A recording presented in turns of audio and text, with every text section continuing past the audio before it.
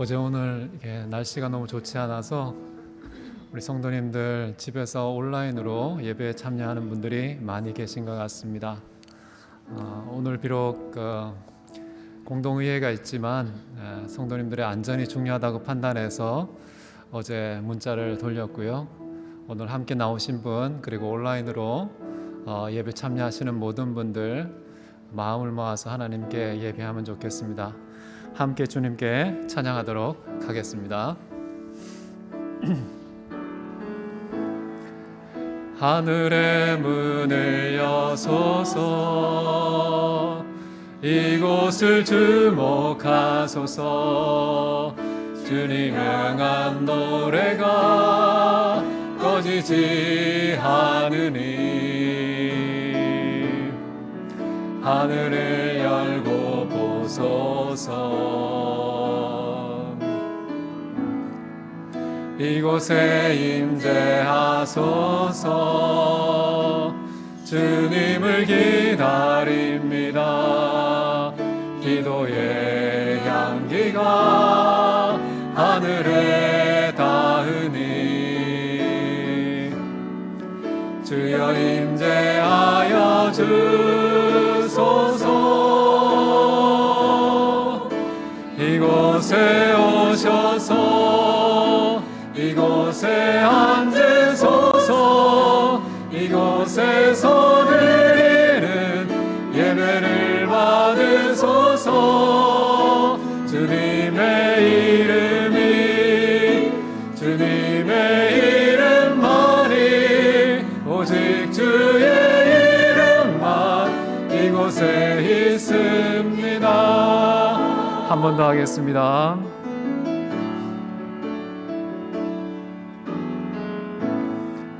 하늘의 문을 여소서. 이곳을 주목하소서.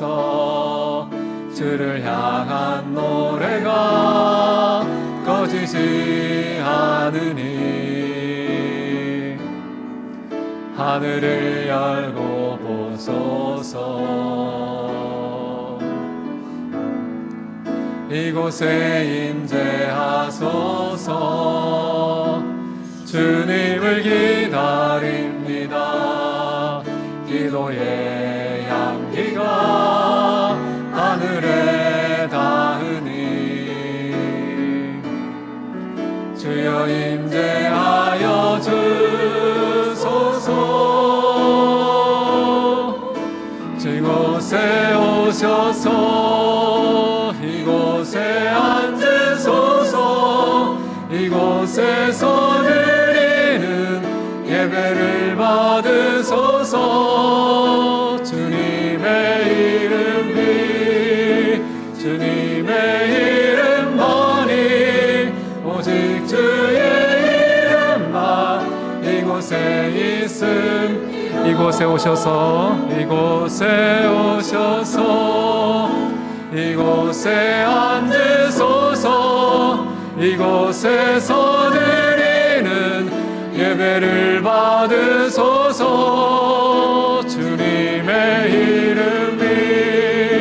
주님의 이름만이 오직 주의 이름만 이곳에 있습니다.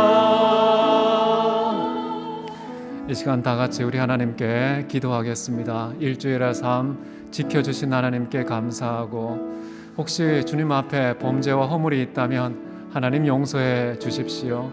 진리의 말씀으로 인격적인 주님과의 만남 원합니다. 하나님의 영광과 소망으로 함께하여 주옵소서. 다 같이 기도하시겠습니다. 사랑이 많으신 하나님 아버지 감사합니다. 저희들을 지키시고 가장 선한 길로 인도하시고 가장 좋은 것을 선물하기 원하시는 아버지 하나님의 선한 뜻과 은혜 바라보며 나아갑니다.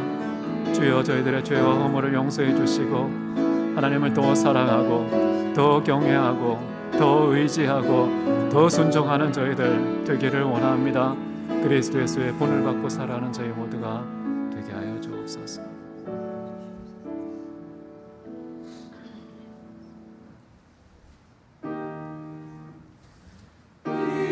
이들이 같이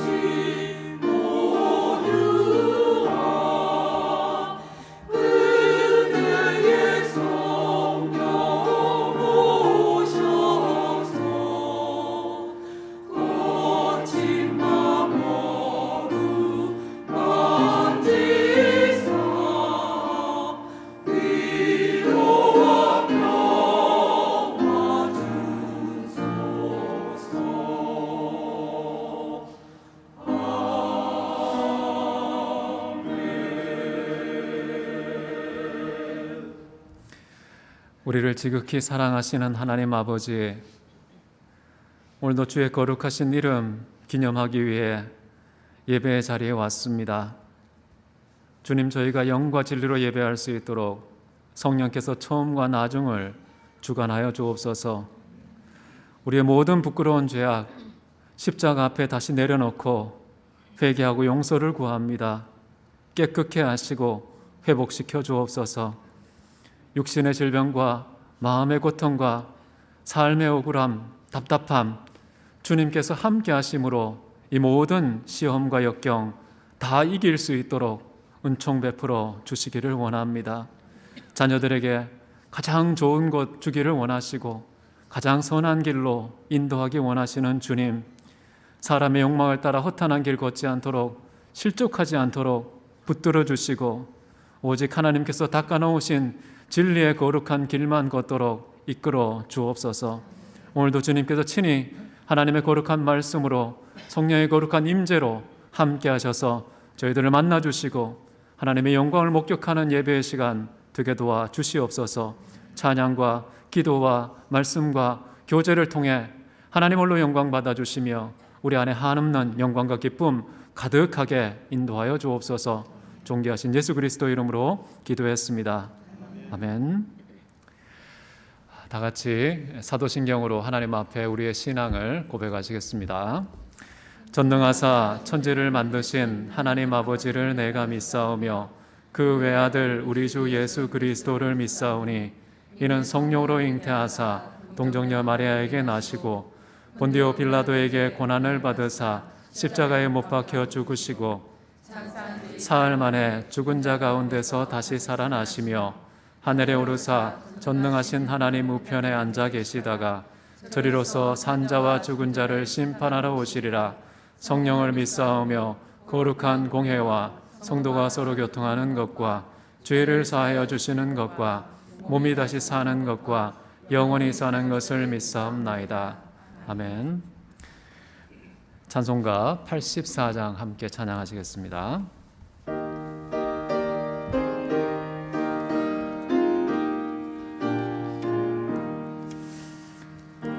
세상이 깜깜할 때도 빛이 없었더니 그 빛나는 영광 나타나 세상 빛이었네.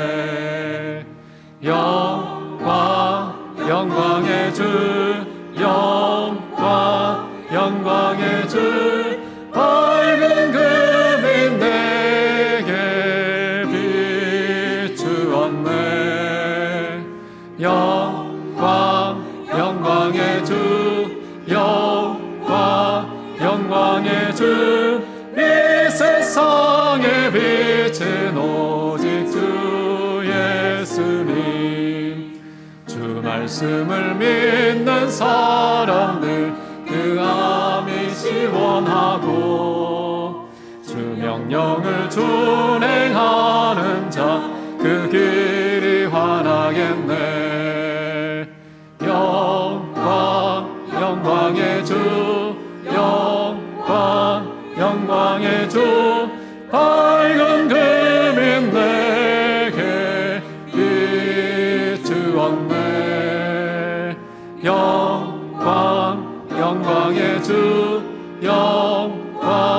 영광의 주, 이 세상의 빛은 오직 주 예수라. 죄 가운데 사는 사람은 그 눈이 어두워도 그 죄악을 씻는 날에는 그 눈이 밝아지네. 영광의 주, 영광의 주, 밝은 금이 내게 비추었네. 영광의 주, 영광의 주, 이 세상의 빛은 오직 주 예수님.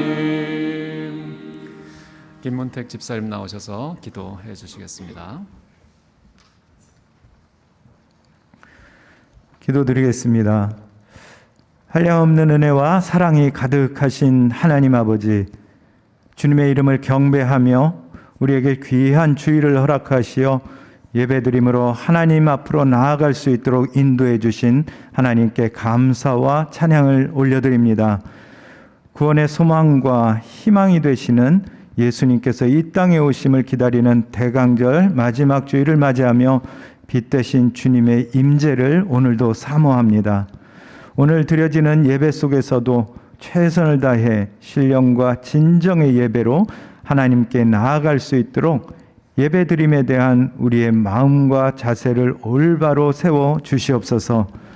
우리의 부족함으로 인해 하나님의 영광을 가리고 살지는 않았는지 한 주간을 주님의 신실함을 통해 돌아보며 우리의 연약함을 고백하오니 하나님께 영광 돌리지도 않고 감사하지도 않았던 지난 주간 우리의 모습들을 용서하여 주시옵소서. 우리나라의 교회가 더욱더 교회다워지고 하나님을 향한 예배가 더욱더 예배다워지고 하나님의 자녀된 우리가 더욱더 자녀다워질 수 있도록 우리에게 긍휼과 은혜를 베풀어 주시옵소서.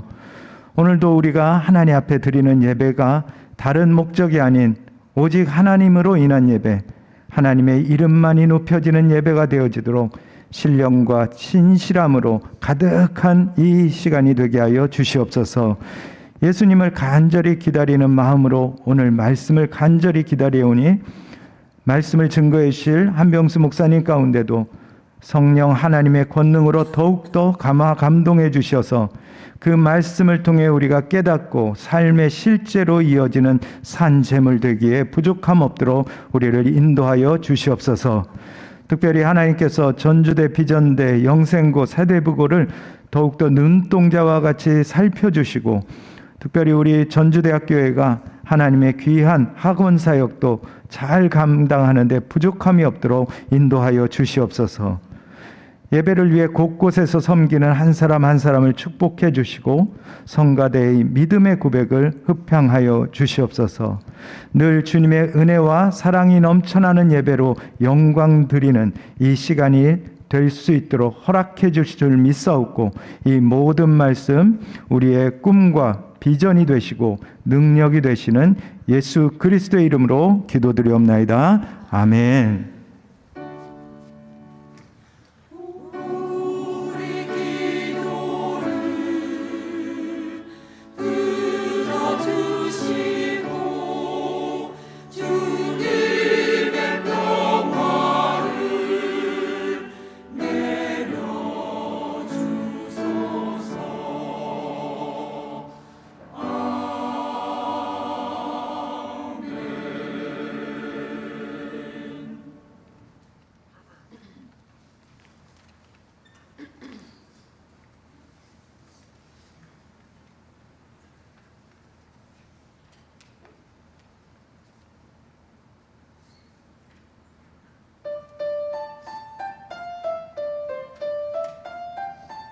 위로와 기쁨이 모든 만민들에게 넘치도다. 모두 함께 복된 소식과 예수님의 사랑을 전합시다. 그분은 위로와 구원을 위해 또한 우리에게 영원한 기쁨과 생명을 주시기 위해 오셨습니다. 온 백성 기뻐하여라. 은혜 평화가 정막이 권세 이기고 우리를 구했네. 그새 주의 탄생하심 다 함께 기리세. 오 기쁘다 좋은 소식 주셨네. 이 땅에 평화 주시옵소서.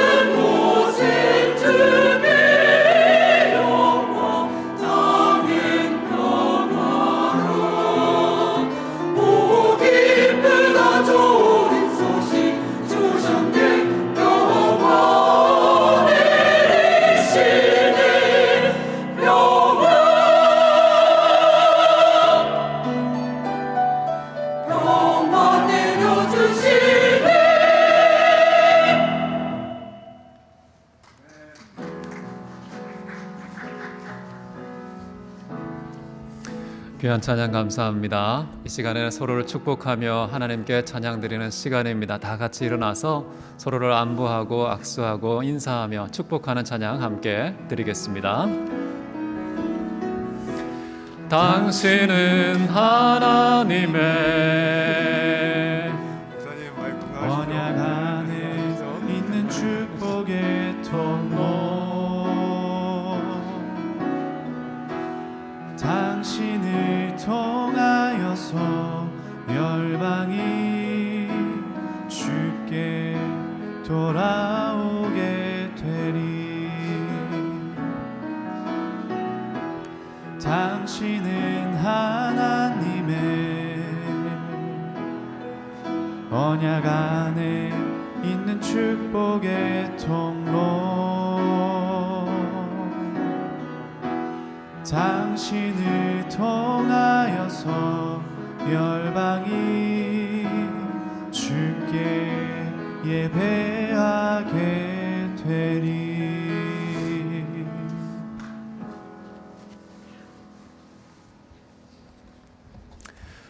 네, 자리에 앉으시겠습니다. 오늘 저에게 주신 하나님의 말씀은 야고보서 1장 12절에서 16절까지 말씀입니다.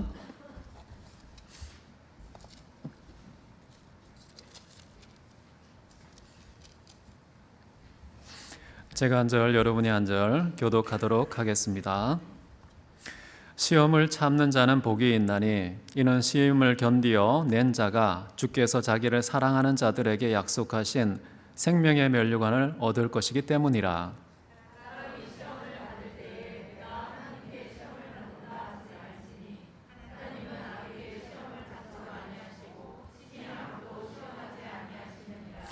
오직 각 사람이 시험을 받는 것은 자기 욕심에 끌려 미혹됨이니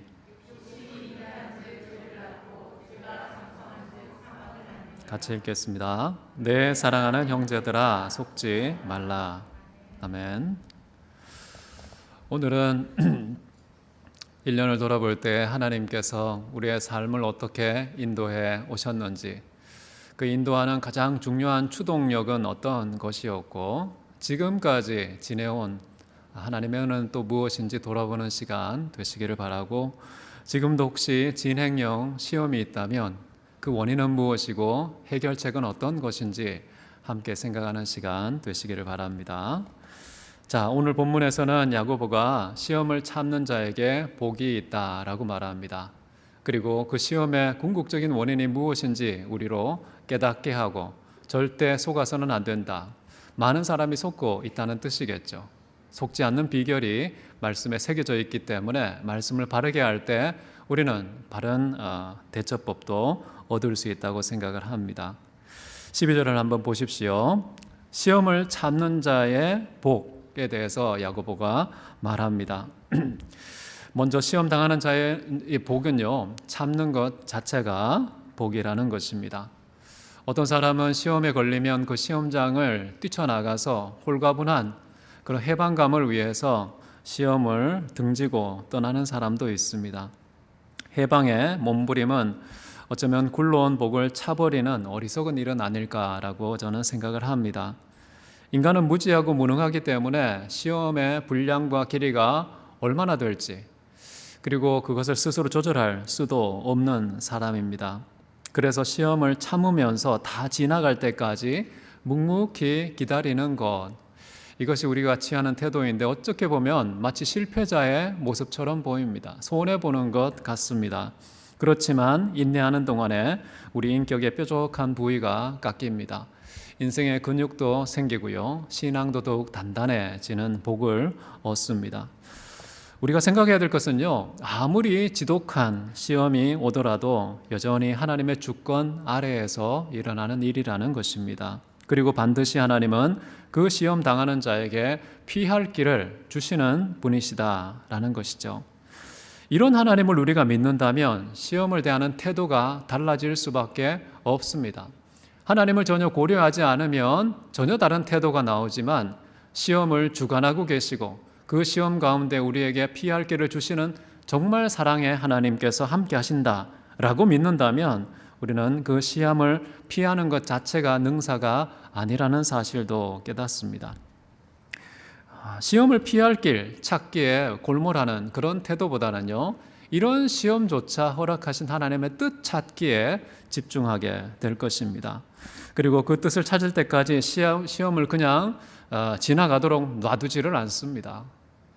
뜻을 토해내라고 멱살 붙잡고 끝까지 시험과 함께 뒹구면서 오히려 그 가운데 하나님의 뜻을 발견하고 우리가 성장하는 그런 놀라운 은혜를 또 경험하게 될 것입니다.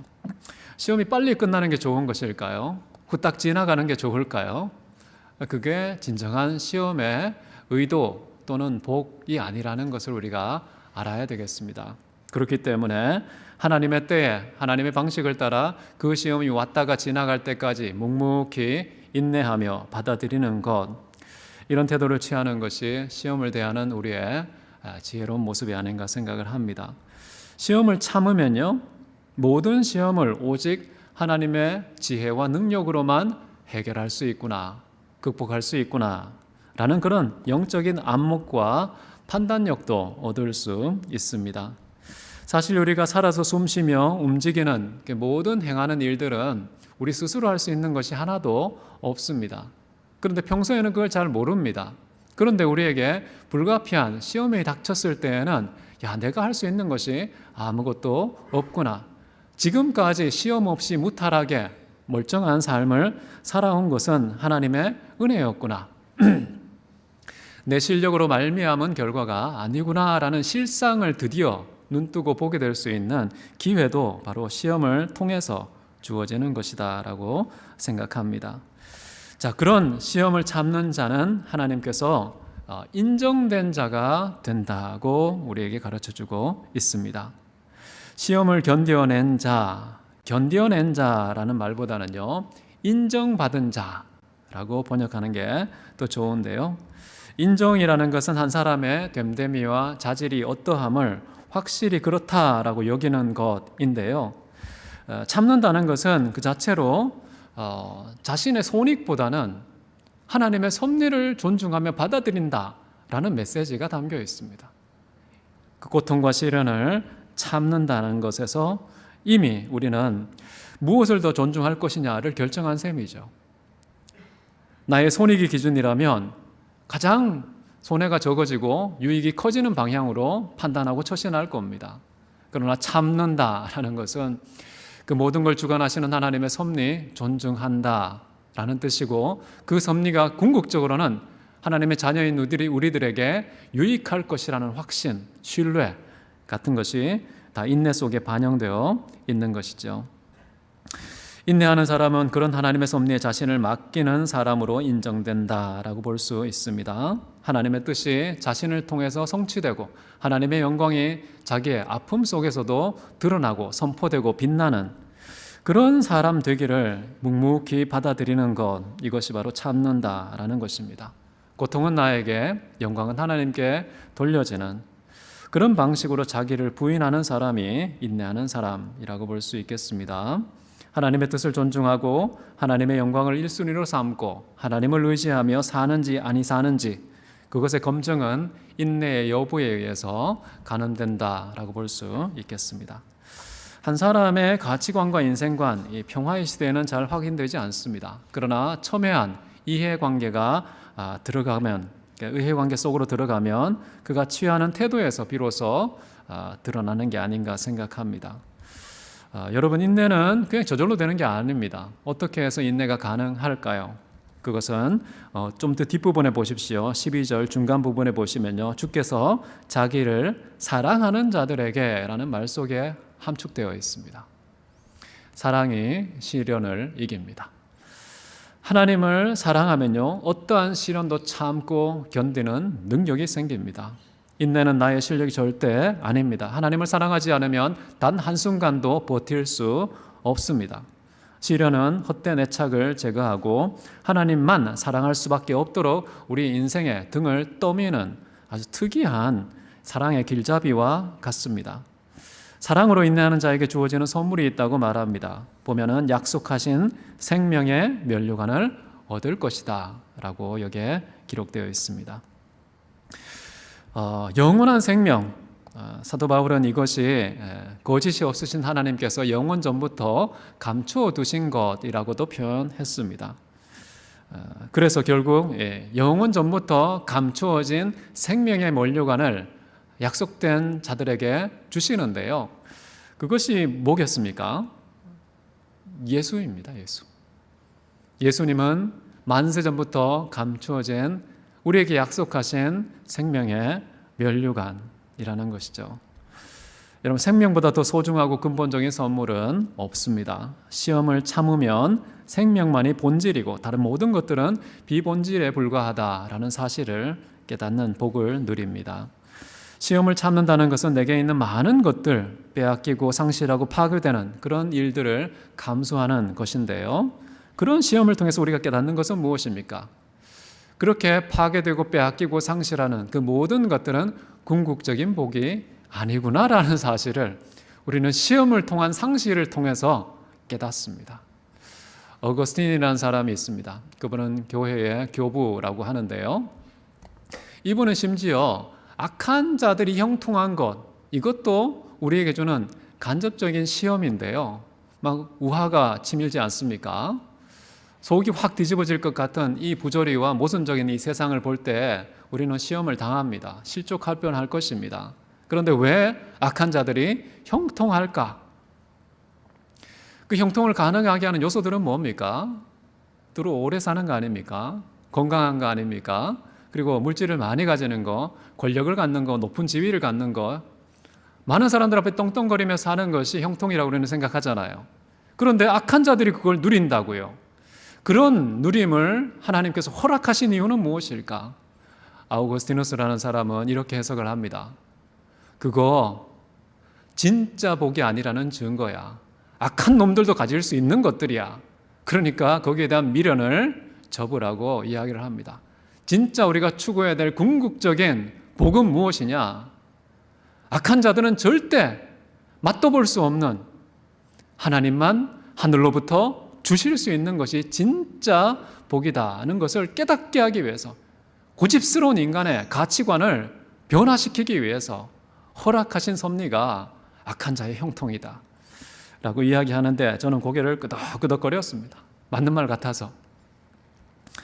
여러분, 진짜 복은요 오직 하나님에 의해서만 주어지는 것입니다. 어떠한 시험을 당해도요 빼앗길 수 없는 것입니다. 영원토록 소유하게 만드는 것이 진짜 복인데, 그것은 바로 예수라는 영원한 생명인 줄 믿으시기 바랍니다.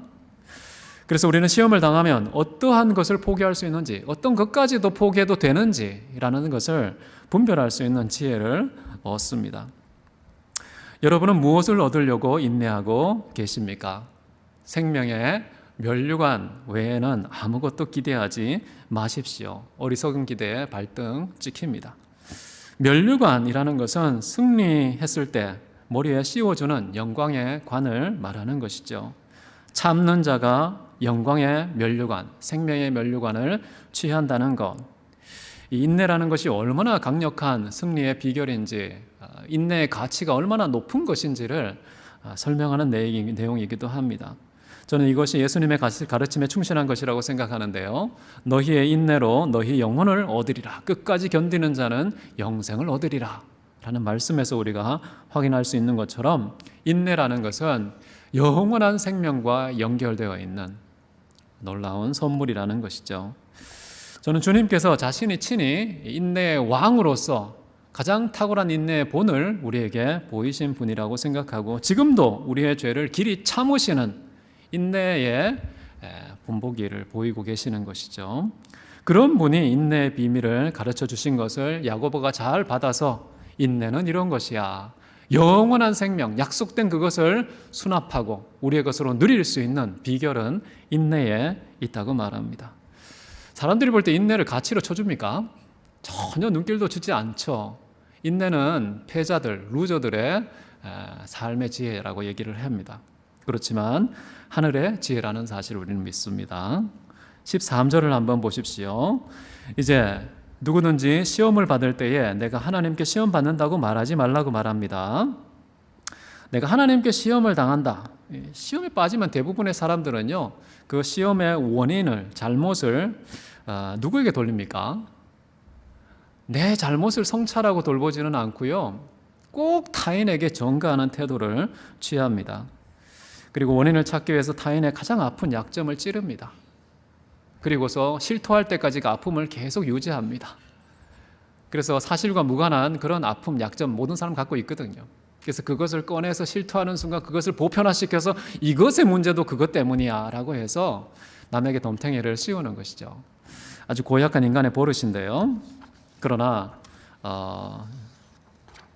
타인에게 문제의 책임을 돌리는 사람은 정말 어리석은 사람이다 라고 생각을 합니다.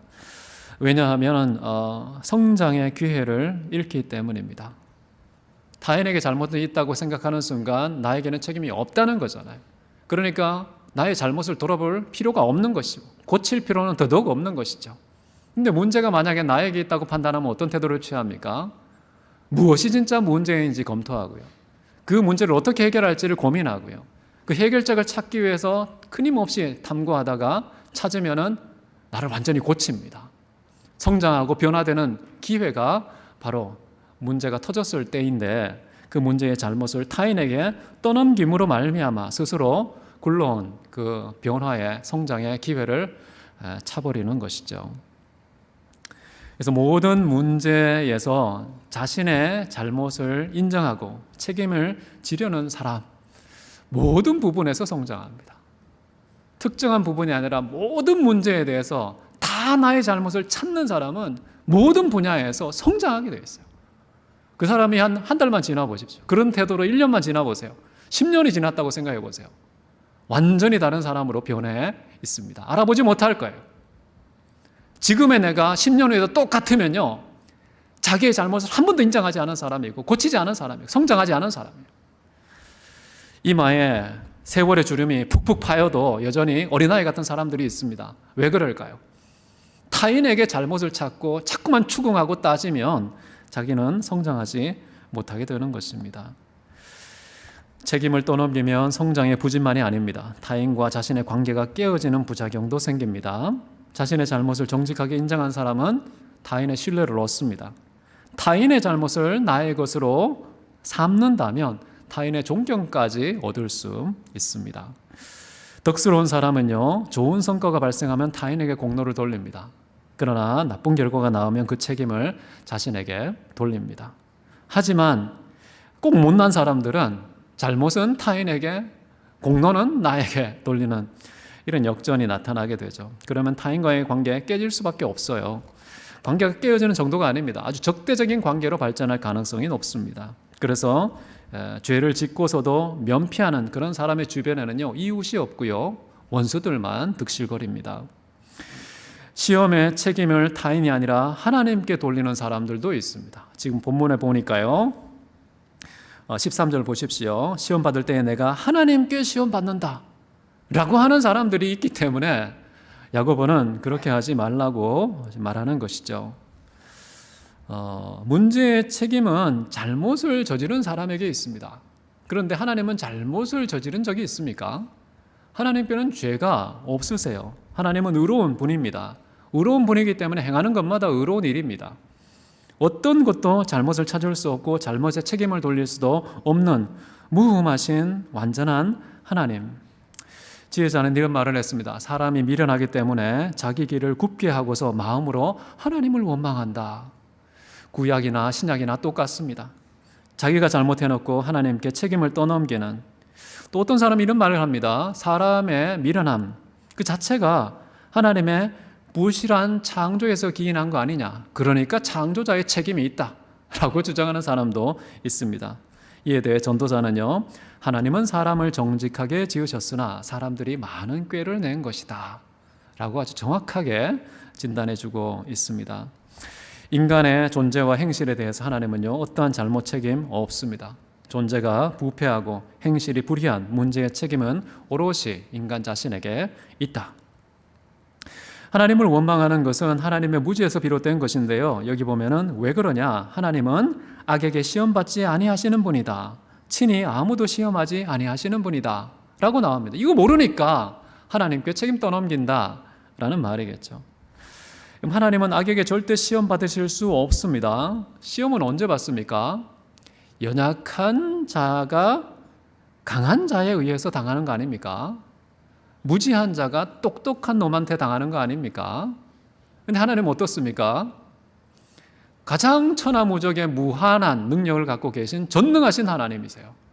모든 것을 정확하게 다 알고 계신 전지하신 분입니다. 어떻게 속으실 수 있습니까? 어떻게 유혹과 시험을 당하실 수 있습니까? 능력에 있어서나 지력에 있어서나 그 어떤 것에 의해서도 당하지 않는 분. 그래서 어떤 분이 이렇게 얘기합니다. 어떤 종류의 수동태, 당하시는 수동태가 전혀 없으신 분이라고도 말합니다. 여러분, 시험을 당할 때에는요, 항상 두 가지로 구성되어 있습니다. 외부의 유혹과 내부의 동의, 이 두 가지가 구성되어야 시험이라는 게 성립하는 겁니다. 외부의 시험은 뭐겠습니까? 악한 자들 또는 마귀의 충동이겠죠. 하나님께서는 악마라는 외부의 유혹을 조성하신 적이 없습니다. 또한 내부의 동의라는 것은 그 악한 유혹에 손을 뻗어서 자기의 탐욕을 해소하려고 하는 태도를 말하는데요. 하나님께서는 인간에게 그런 악한 마음 주신 적이 없습니다. 내적으로 외적으로 전혀 그런 일을 행하시지 않고 오히려 모든 것을 보시기에 좋도록 지으셨고, 인간은 더더구나 보시기에 심히 좋도록 창조하셨고, 지금까지 모든 것이 협력하여 최고의 선을 이루는 방향으로 이끄시고 계시는 중입니다. 그런 하나님께 우리가 어떻게 시험을 받으신다, 또 시험을 하신다라고 말할 수가 있을까요? 14절을 한번 보십시오. 오직 각 사람이 시험을 받는 것은요, 하나님께 있지 않습니다. 타인에게 있지 않습니다. 환경에 있지 않습니다. 오직 자기 욕심에 끌려 미혹되는 것이다. 각자가 시험 당하는 것의 원인은 외부에 있지 않고 내부에 있다라는 말이죠. 자신의 욕심 때문에 외부의 악한 속임수에 스스로 미혹된 것이다 라고 설명하는 것입니다. 물론 이런 시험도 하나님께서는 우리를 위한 연단의 도구로 쓰시지만 그게 하나님께 책임이 있다는 뜻은 아니에요. 욕심이라는 말은 무엇이냐면요, 무언가에 대한 강한 욕구라는 말입니다.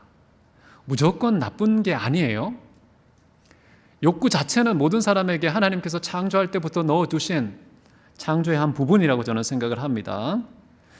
이것은 부정적인 의미로도 쓰일 수 있고요, 긍정적인 의미로도 쓰일 수 있습니다. 사도 바울 같은 경우에는 자기는 이 땅에 있는 것보다요, 어떻게 하면 하나님, 그리스도 예수와 함께 있는 것을 내가 간절히 소원한다, 이 소원을 말할 때에도 욕구라는 표현을 썼어요. 이걸 똑같은 헬라어인데 어떤 때에는 욕심이라고 번역하고 어떤 때에서는 소원이라고 번역을 해요. 똑같은 말입니다. 그래서 이 단어는 중립적인데 과연 언제 이게 욕심이 되고 언제 이게 아름다운 소원이 되는가? 그거는 무엇에 의해서 결정되겠습니까? 욕구 자체를 이 야고보도 정죄하는 게 아니에요. 욕구 자체를 정죄하는 게 아니고 누구의 욕구를 갖느냐에 관심을 두는 것입니다. 지금 야고보는요, 여기 볼 때 인간 자신의 욕구가 바로 시험의 원흉이다 라고 말합니다. 여기 보면 자기 욕심이라고 나오죠. 자기 욕구라고 말할 수 있습니다. 욕구의 주인이 인간 자신이 일될 때 그때에는 시험이 생긴다는 거예요. 근데 이 욕심은요, 그냥 중립적으로 가만히 있지 않고 반드시 무언가 끌리고 미혹되는 그런 결과를 낳습니다. 이런 맥락에서 사도 바울 같은 경우에도요, 육체와 마음에 원하는 바를 행하여서 다른 사람같이 너희들도 본질상 진노의 자녀가 되었다라는 말을 했습니다. 육체와 마음에 소원하는 것, 이것을 그냥 행했는데요, 그런데 진노의 자녀가 됐다고 얘기해요.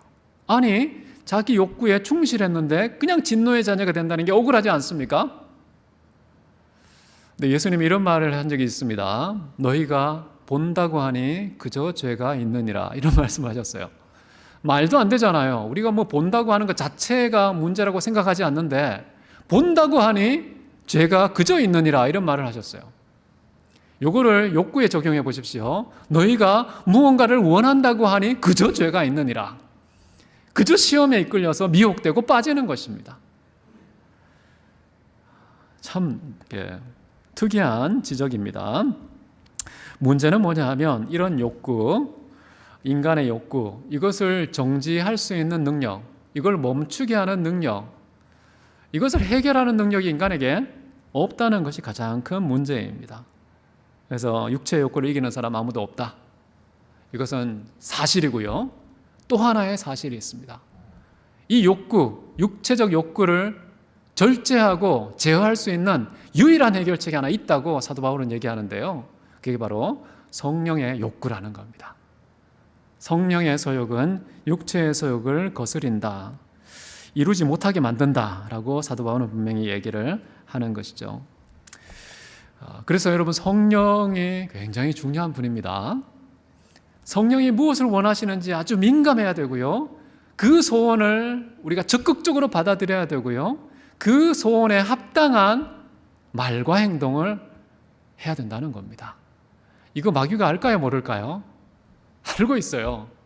육체의 소욕을 이길 수 있는 유일한 비결은 성령의 소욕이라는 것을 알고 있기 때문에 마귀가 어떤 전략을 씁니까? 성령을 근심하게 만들어요. 그래서 사도 바울은 그걸 알고 있기 때문에요, 성령을 근심하게 하지 말라, 또 이렇게 중요하게 지적하고 있는 것이죠. 성령을 근심하게 하지 말아야 된다는 것, 이거는 단순히 성령 하나님의 심기를 경호해야 된다 이런 말이 아닙니다. 그분에게 막 아양을 떨고 막 잘 보여야 된다 이런 개념이 아니에요. 무엇이 문제입니까? 시험에 빠지지 않는 거예요. 우리가 올바른 길을 가는 축복을 누립니다. 성령을 근심시키지 않는 것이 알고 보니까 우리에게 복이었지, 그분의 심기를 돌보는 게 아니었던 거예요. 하나님께서는 항상 우리의 복을 원하십니다. 우리의 유익을 위해서 언제나 성령의 소원을 우리에게 심어두고 행하기를 원하시는데, 그 성령의 소욕을 자꾸만 잠잠케 하는 거, 소멸하는 거, 이런 시도를 우리는 끊임없이 하니까 성령을 근심하게 하는 것이죠. 이제 우리가 유명한, 잘 알고 있는 구절이 나오는데 15절을 보십시오. 욕심, 이게 바로 시험을 받는 원인인데, 그 욕심이 잉태한 즉 죄를 낳고 죄가 장성한 즉 사망을 낳느니라. 자, 이것을 보면은 이건 하나님 정해놓은 원리입니다. 인류의 질서입니다. 욕심이 있잖아요. 죄를 낳습니다. 이 죄는요, 가만히 있지 않고 자꾸만 성장해요. 어디까지 성장하느냐? 사망까지 성장합니다. 이 무서운 순리는 누구도 바꾸지 못합니다. 욕심, 죄, 사망, 이 세 가지 한꺼번에 처리하고 해결하기 어려워요. 그럼 어디에 매달려야 되겠습니까? 오늘날 대부분의 사람들은요, 사망의 멱살을 붙잡고 씨름하고 싸워요. 내가 사망하지만 않게 된다면은 어떤 대가도 지불할 용의가 있는 거예요. 나의 전 재산을 거래할 용의도 있습니다. 저는 이게 어리석다고 생각해요. 죽지 않을 수만 있다면 뭐든지 하겠다는 이런 각오와 문화, 이것이 우리 시대의 유혹입니다. 우리 어디에 집중해야 될까요? 여기 딱 나와 있잖아요. 출발점, 욕심이잖아요. 욕심. 우리가 진짜 싸워야 될 싸움의 1순위 대상은 누구냐? 욕심이라는 거예요. 외부의 적이 아닙니다. 우리의 생명을 위협하는 그런 환경이 아닙니다. 우리 자신의 욕심과 치열하게 싸우면 죄가 없어지고요, 당연히 사망도 사라져버리는 거예요. 이런 원리를 잘 알고 있는 사람들은 언제나 자기 욕심, 이것을 다스리는 것이 가장 중요한 일이다라는 것이죠. 그렇기 때문에 여러분, 사망과 싸워 이겼다고 쾌재를 부르지 마십시오. 사망과 싸워서 이길 수 있어요. 이것도 사탄이 사실상 은밀하게 부추기는 일입니다. 그렇게 하면서 어디에 종노릇하라는 겁니까? 너 자신의 욕심의 노예가 되거라. 이건 눈치채지 못하고 그냥 내 욕구, 이건 자연스러운 본성이라고 생각하고서요, 그냥 그 욕구대로 살아요. 마음의 소원대로 살아요. 그러면서 그 욕심의 종이 되고 결국 죄를 짓게 되고 사망의 조용에 이르게 되는 이런 은밀한 유혹이 사망과 싸워 이기는 겉모습을 통해서 우리가 빠진다는 거예요. 정신 차려야 됩니다. 욕구라는 데 우리가 초점을 두어야 된다. 여러분 10계명 중에 마지막 계명이 뭡니까? 탐내지 말라 이거잖아요. 내 이웃을 탐하지 말라. 탐내다는 것은요, 어떤 행동이나 말이 아니에요. 마음의 상태를 말하는 것이잖아요. 탐내지 말라는 게 명령이에요. 마음의 상태가 그러면 안 된다는 거예요. 내가 말한 적도 없고 행하지도 않았는데 마음의 상태까지도 명령의 대상이고 금지의 대상이에요. 그게 바로 탐심입니다. 성령의 열매는 무엇입니까? 성령의 열매. 사랑과 희락과 화평과 쭉 나오면 마지막이 뭐죠? 절제 아닙니까? 절제. 탐심을 제어하고 조정하는 능력을 절제라고 합니다. 우리의 욕구를 다스릴 수 없으면은 성령의 열매 그 8가지가 다 물거품이 된다는 뜻이에요. 우리는 8개나 잘했으면은 하나쯤은 봐줄 수 있다고 생각하는데요. 아주 신기합니다. 마지막 절제를 우리가 실패하는 순간 모든 성령의 그 풍성한 열매들이 다 썩어버리는 거예요. 부패하게 됩니다. 그래서 절제라는 게 굉장히 중요한 것이고 그것은 욕구를 다스리는 것이라고 보시면 되겠습니다. 이 욕구를 다스리는 것, 욕구의 정체는 뭐냐면 크게 2가지로 나타납니다. 첫 번째 욕구가 나타나는 방식은요, 하나님께서 우리로 하여금 구하라고 말씀하지 않은 다른 것을 구하는 방식으로 욕심이 나타나요. 하나님께서 우리에게 구하라고 말씀하신 것은요, 복입니다.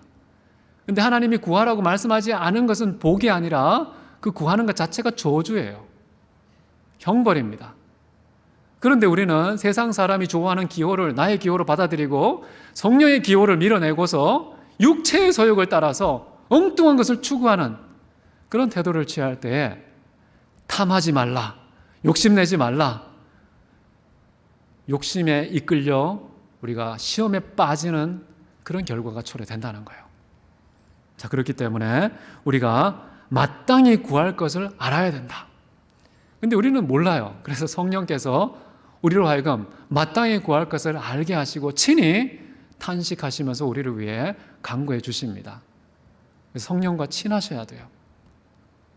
성령 하나님과 얼마나 친하십니까? 눈에 보이지 않으니까, 또 확인할 길이 없으니까, 들키지도 않으니까 관심을 별로 안 두는 경향이 있는데요.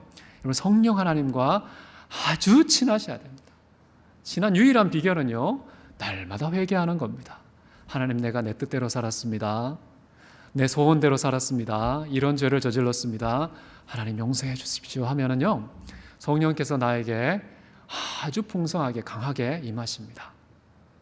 신기하죠? 산에 올라가서 막 불로 막 외쳐도요, 불처럼 임하지 않아요. 이상한 불이 임할 가능성이 높습니다. 회개하면 가장 안전하고 성경에 명시되어 있는 방법이기 때문에요, 진짜 성령께서 우리에게 충만함을 주십니다. 2번째 탐심이 표출되는 방법은요, 마땅히 구할 것을 구하는 것에서 안심하면 안 된다는 거예요. 마땅히 구할 것을 구하는데 그 구하는 것에 필요 이상의 것을 구하는 방식으로 욕심이 표출돼요. 딱 필요한 만큼 마땅히 구할 것을 구하셔야 합니다. 근데 우리는 이따만큼 구하고 싶어요. 왜냐?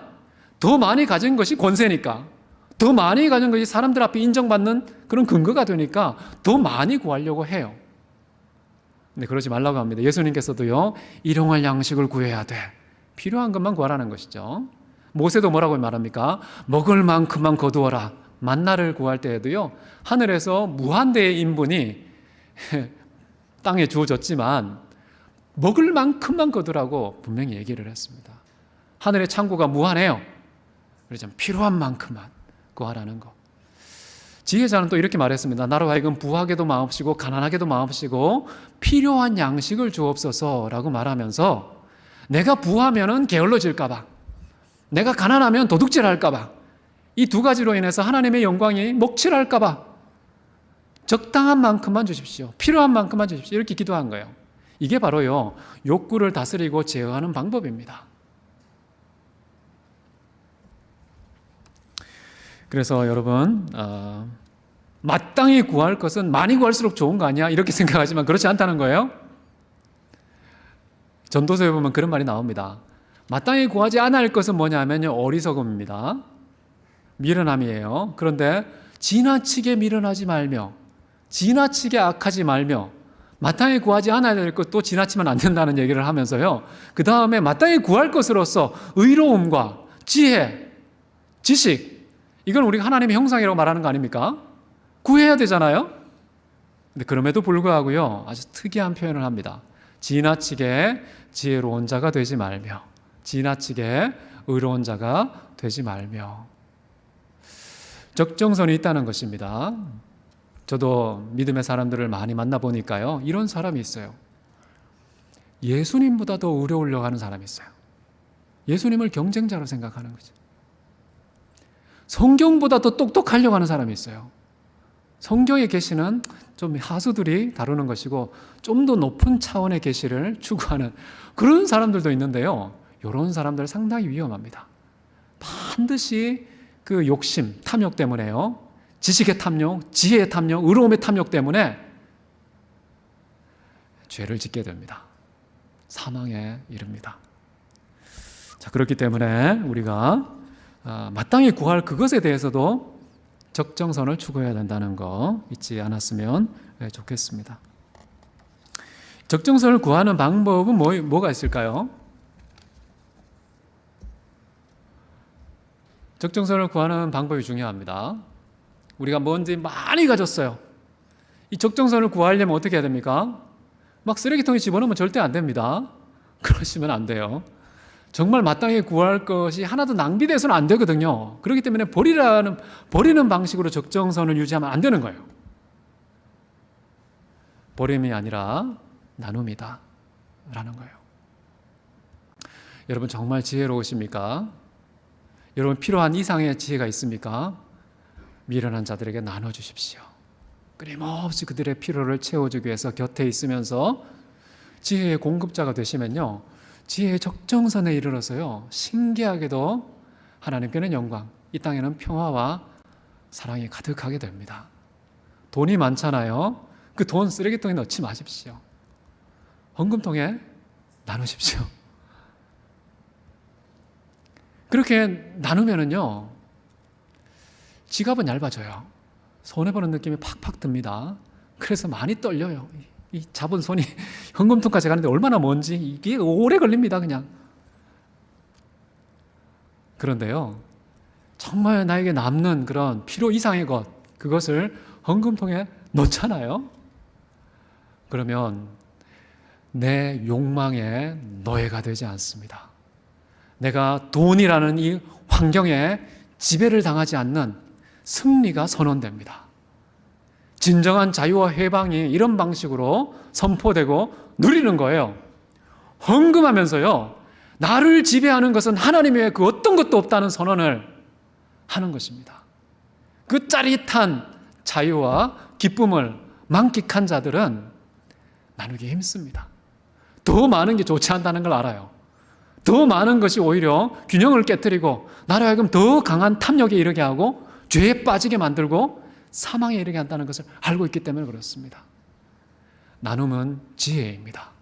타인을 위함이기도 하지만요, 나를 위해서 여러분 나누시기 바랍니다. 만약에 우리가 시간을 나누고 재물을 나누고 재능을 나누고 마음을 나누고 뜻과 힘을 나누고 심지어 생명까지 나눈다면 아마 최고의 사랑, 나눔의 절정, 욕심을 완벽하게 정복하는 그런 비결이 우리에게 얻게 되는 것입니다. 16절 마지막입니다. 내 사랑하는 형제들이여 속지 말라. 제가 지금까지 한 말이 마치 속이는 것 같죠? 내가 얼른 예배 끝나고 정신 차려야지 이런 생각이 드는 분이 계십니다. 저도 고등학교 때, 대학교 때 수련회를 엄청 많이 갔습니다. 수련회 가서 3박 4일 가서요, 완전히 다른 사람이 됩니다. 그런데 집에 돌아오면 싹 바뀝니다. 내가 미쳤지. 얼른 정신 차려야지 하고서 일상으로 돌아오면요, 그 수련회 때 받은 은혜, 그 뜨거운 심장 완전히 식어버립니다. 뭐가 우리를 속이는 것이고 어떤 것이 우리가 속지 않는 것일까요? 사람들의 평균치를 따라가면요, 나도 모르게 거기에 속습니다. 근데 하나님 말씀은요, 좁은 길이에요.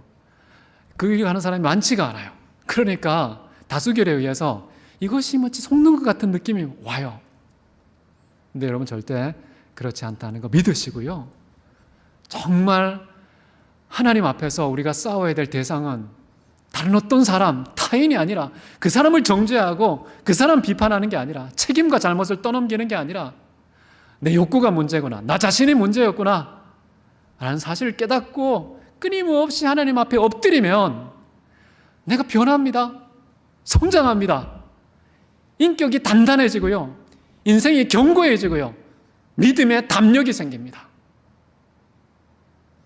참는 것 자체가 고통과 환난 속에서 나 자신의 그 부족한 면, 그 죄악된 본성, 이것이 끊임없이 다듬어지고 깨끗해지는 이 과정을 고통 한가운데에서 참고 견디면 결국에는 하나님께서 당신의 그 아름답고 빛나는 형상 만들어 가십니다. 그게 우리의 성장이에요. 그게 우리의 회복입니다. 그게 기쁨과 자랑이 되는 것이죠. 시험의 원인 무엇이라고 생각하십니까? 저 사람 때문에 내가 이렇게 된 거야, 이렇게 하지 마십시오. 이놈의 환경 때문, 그것도 아닙니다. 하나님께 책임을 돌려서도 안 됩니다. 오직 자기 욕심에 이끌려 미혹된 결과구나. 그래서 죄를 짓게 되고 또 사망에 이르게 되는, 이걸 해결한 유일한 방법은 바로 하나님의 지혜와 능력에 있다는 사실. 그래서 우리는 평생 하나님을 사랑하고 의지해야 되는 피조물이라는 사실을 고통과 시련, 환난을 통해서 화끈하게 깨닫고요, 두 번 다시 또 되돌아가지 않고 돌아가는 순간 속는다는 사실을 기억하고 하나님의 자녀로 사랑과 신뢰를 하나님께 두는 그런 저와 여러분 되시기를 주의 이름으로 축원합니다. 함께 기도하겠습니다.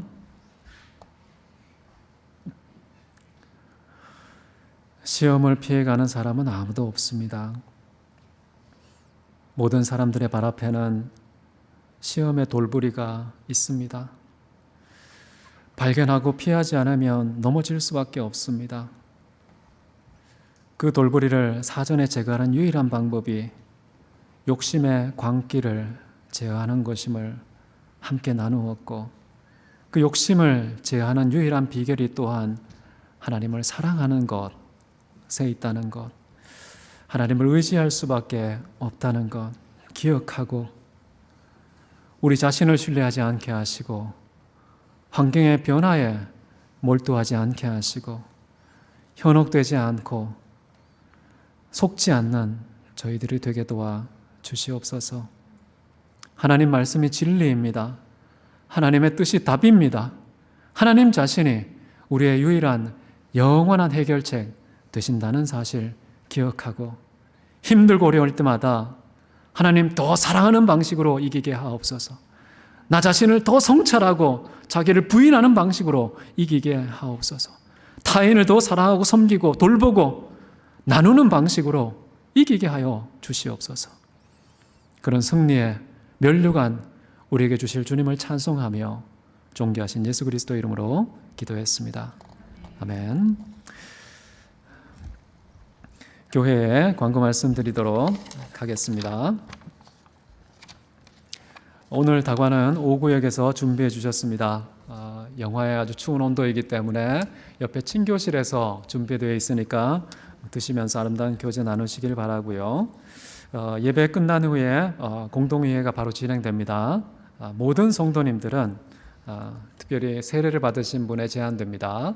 세례 받은 모든 성도님들은 공동회의가 있으니까 짧게 참여해 주시고 교제해 주시길 바라고요.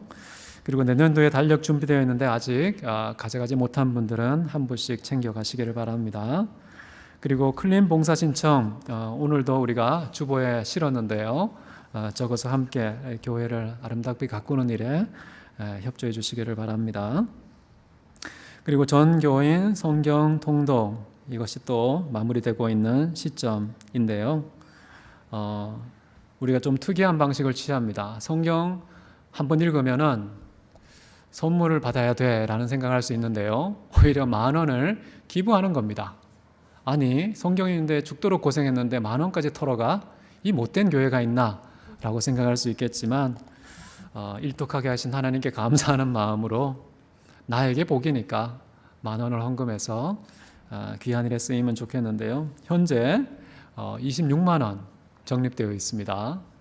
요거 끝나면 좀 더 많이 적립되어서 정말 우리 불우한 이웃들에게 사랑을 나누는 그런 좋은 자금이 되면 좋겠습니다. 네, 혹시 다른 또 광고사항 있습니까? 없으면 다 같이 일어나서 주기도성 하나님께 찬양하고 축도로 예배 마치도록 하겠습니다.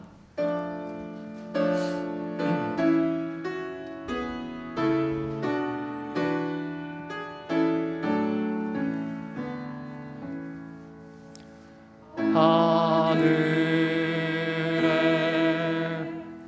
계신 아버지 이름 거룩하사 주님 나라 임하시고 뜻이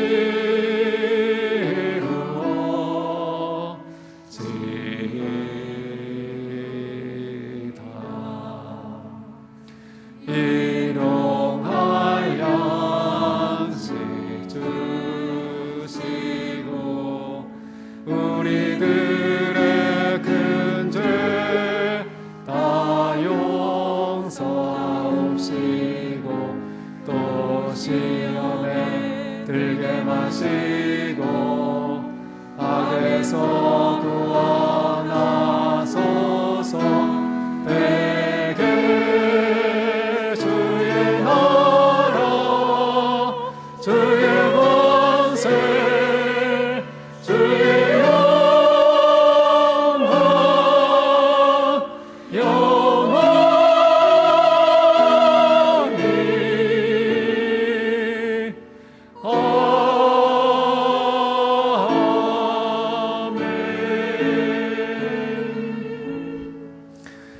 지금은 우리 주 예수 그리스도의 은혜와 아버지 하나님의 무한한 사랑과 성령 하나님의 감동, 감화, 충만, 치유, 교통하심이 오늘도 시험을 이기기 위해 자기를 부인하며 하나님을 사랑하며 하나님을 의지함으로 주님께는 영광을, 이 땅에는 기쁨과 평안을 나누기를 소원하는 사랑하는 성도님들 머리 위에 영원토록 함께 계시기를 간절히 축원하옵나이다. 아멘. 이것이 나의 간증이요 이것이 나의 찬송일세. 나 사는 동안 끊임없이 우주를 찬송